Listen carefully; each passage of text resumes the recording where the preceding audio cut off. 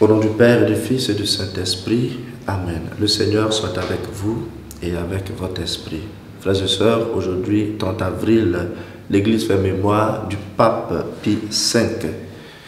Sa papauté a duré que 6 ans, mais il a mis en pratique les décrets qui réformaient le Concile de Trente. Il a promulgué le bréviaire, ce livre de prière que nous utilisons dans nos communautés religieuses pour la prière. Et il a aussi promulgué le missel romain. Et il a fait formuler des règles pour la récitation du chapelet. Nous rendons grâce pour sa papauté et pour tous les biens qu'il a fait à notre Église. Invoquons l'Esprit Saint.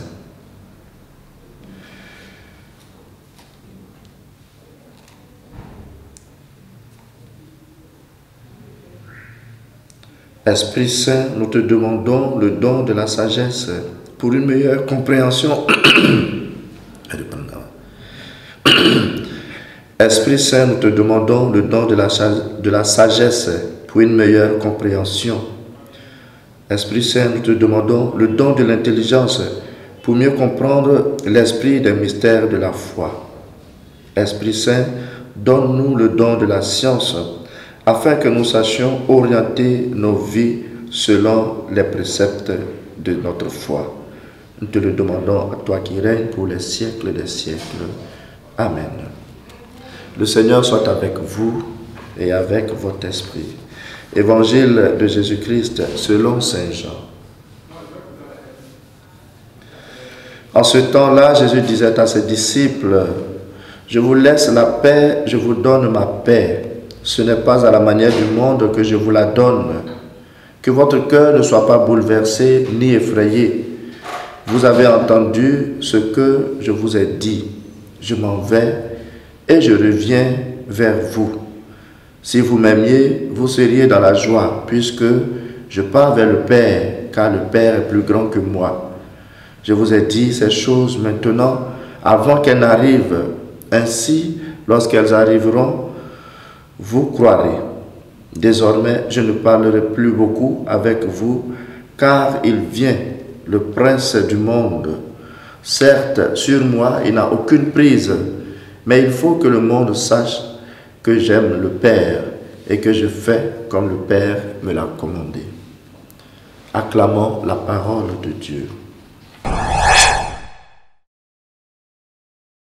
Chers frères et sœurs, ce passage du dernier discours de Jésus peut être subdivisé en 3 parties. Une première partie où Jésus accorde sa paix à ses disciples avant de partir. Ensuite, il parle de sa relation avec le Père qui est plus grand que lui, mais en qui lui, il est, et en qui est la source de sa mission qu'il accomplit. Et en 3e partie, il affirme que c'est l'heure du prince de ce monde, le Satan, mais ce prince n'a aucune emprise sur lui. Jésus sait qu'il s'en va et qu'il laisse ses disciples dans le désarroi.